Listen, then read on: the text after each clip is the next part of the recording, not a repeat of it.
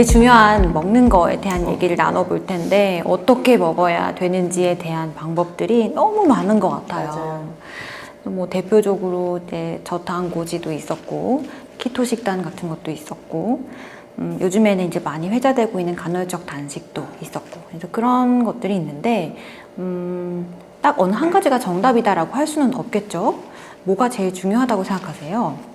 그 정답이 없는 것 같긴 합니다. 정답이 없고 저는 사실 비만치를 처음 시작할 때는 규칙적인 식단을 그렇게 권하지는 않습니다. 솔직히 처음 시작할 때는 이제 막 어차피 이 사람은 망가져 있는 경우가 많거든요.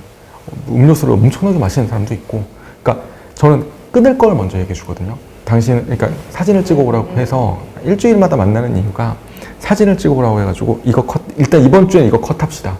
다음 주에는 요거 도너스를 컷합시다. 그 다음 주에는 햄버거는 빵 위아래는 빼고 먹읍시다. 이렇게 이제 컷을 해나가거든요. 저는 그렇게 한 다음에 그래도 살이 어느 정도 빠지게 되면은 이제 그 다음에 좀 규칙적인 생활을 유도를 하게 되는데 일단 저는 그렇게 하고 있고요. 환자한테 이제 하지 말라는 거 하나는 섣불리 간헐적 단식하지 말아라. 왜냐면은 지속이 좀 어렵지 않습니까? 그리고 아까 생각해보니까 그 과일도 원푸드 다이어트도 저는 하지 말라고는 얘기를 하고 있는데요.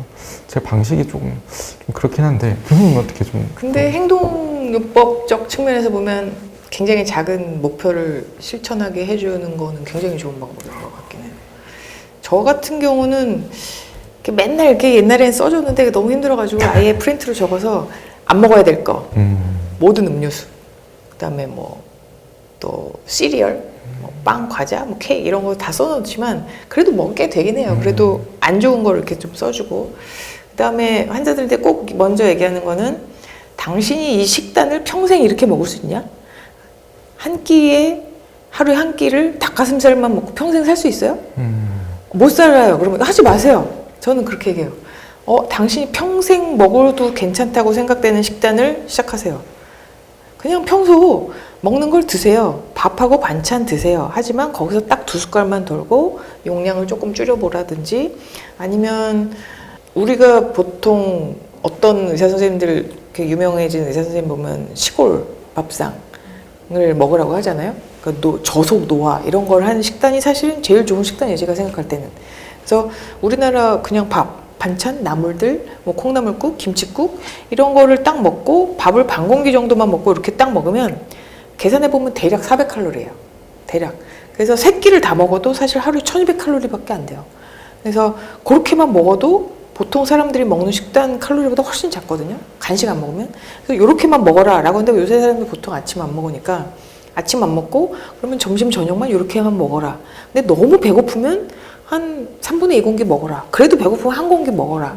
이렇게 해서 조금씩 줄여가지고 모든 영양가가 골고루 들어있는 식단을 드시라고 하고 또 사람들이 맨날 홈쇼핑 이런 거 보면서 이거 먹으면 살이 빠진다는데 저거 먹으면 살이 빠진다는데 뭘 먹어서 빼려고 하지 말고 안 먹어서 빼셔야 됩니다 라고 얘기를 제가 하거든요. 근데 사람들이 자꾸 뭘 먹고 좋게 하고 해독하고 이런 걸로 빼려고 해서 그냥 너무 신경 쓰지 마시고 그냥 먹던 대로 하시고 거기서 조정을 해봅시다. 이렇게 하기도 하죠.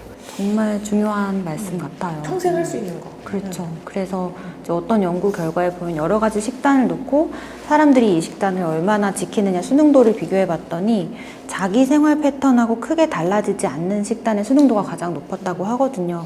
어떻게 보면 당연한 결과일 것 같기도 한데 사람들이 생활 패턴도 다르고 가치관도 다르고 다 이렇게 생활하는 게 다른데 한 가지 식단만 정답이라고 할 수는 없는 거고 예를 들어서 간헐적 식단을 하기로 했다. 그러면 8시간 먹는 걸 허용하고 16시간 공복 이렇게 하기로 했다라면은 이제 저녁 시간대, 늦은 시간대까지 근무를 하시는 분들은 먹는 시간을 좀 그렇게 늦은 시간으로 조정을 해서 하실 수도 있겠고 또 그렇게 처음부터 8시간만 허용하는 게 좀 어려우시면 10시간 허용하는 방법으로 조금 다르게 적용을 해보실 수도 있겠고 어떤 분들은 오랜 시간 공복하는 게 오히려 더 이제 힘드실 수가 있어요. 왜냐면은 그때 허용이 되는 시간에 폭식을 하게 되는 경우도 있을 수가 있고 그렇기 때문에 그런 분들은 이제 조금씩 나누어서 여러 번 드시는 게 더 좋으실 수도 있겠고 그래서 자기한테 맞는 식사 패턴을 찾아가지고 오랫동안 유지하는 게 근본적인 것 같습니다. 네. 제가 교수님께 이건 개인적으로 굉장히 궁금한 게 있는데요. 그 환자 비만 치료하다 보면 제가 식사에서 가장 난제라고 해야 되나요? 저한테는 청장년층의 회식이거든요. 이거 어떻게 컨트롤하십니까? 저는 다음날 뭐 어쩔 수 없으면 먹고 다음날 굶으세요라고 얘기를 할 수밖에 없는데 이거 뭐 관리하는 방법이 있을까요? 빡깜하게 하신다든가. 그쵸, 회식, 저도 회식 좋아하는데.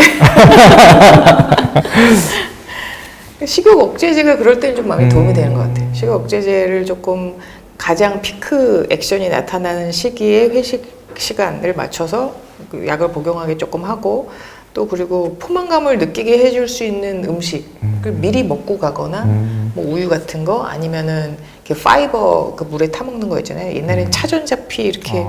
물에 타가지고 먹는 약도 저희가 처방할 수 있었는데 그게 뭐 약품으로는 이제 안 나오더라고요. 그래서 차전자피 같은 거 이렇게 물에 많이 타서 한 30분 전에 먹고 가면 배가 이렇게 가득 차기 때문에 조금 배가 부르기도 하고 또 가서 가급적 회식의 아이템을 내가 선택할 수 있으면 가급적 조금 칼로리가 적은 쪽을 선택할 수 있도록 하고 안 갈 수는 없으니까 그리고 술 먹어야 되면 물을 조금 더 많이 먹고 뭐 고기를 먹으면 쌈을 많이 싸 먹고 뭐 이런 식으로 조금 본인이 거기서 이렇게 약간 센스 있게 조절하는 방법밖에 없어요.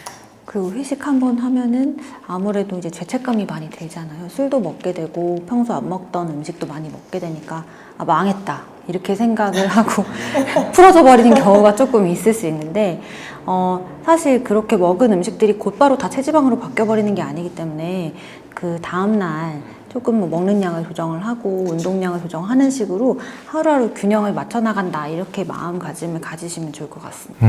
저 같은 경우도 이 말에 동의하는데 저녁에 그 전날 많이 먹었다 이러면 그 다음날 조금 전체 칼로리를 좀 줄여요. 저 같은 경우도. 그래서 아침에 좀 덜 먹거나 아니면 아침을 건너뛰거나 이런 식으로 조금 전체적인 며칠간의 칼로리를 좀 조정하기도 해요. 알겠습니다. 다 알고 있는데 안 되는 이유. 그렇죠. 다 알고 있죠. 다 알고 있어요. 사실 비만을 어떻게 하면 관리하는지. 덜 먹고 많이 운동하고 또 술도 안 먹고 뭐 잠도 잘 자고 다 알아요. 근데 저희가 다 아는 얘기를 매번 하면 이 사람들은 나도 알고 있으니까 잔소리로만 생각하는 사람들도 꽤 있거든요. 근데 저는 그 사람들한테 얘기해요. 이거 다 아는 얘기지만 당신이 행동하지 않으면 이건 당신이 정말 아는 게 아니다.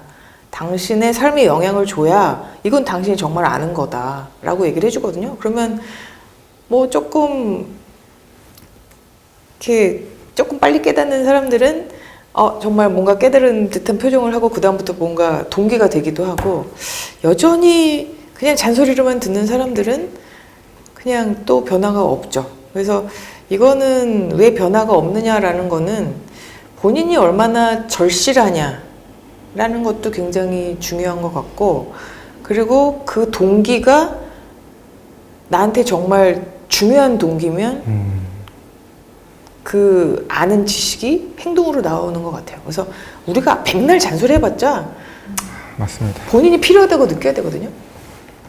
뭐 애들 가르칠 때도 그러시잖아요. 맨날 공부해라 소용없고 내가 성적이 떨어져서 충격을 받거나 뭔가 자극이 나한테 와야 그게 액션이 되고 삶에서 나타나는 건데 우리는 그런 걸 찾아주는 게 비만 의사들의 목적이고 할 일인 거죠.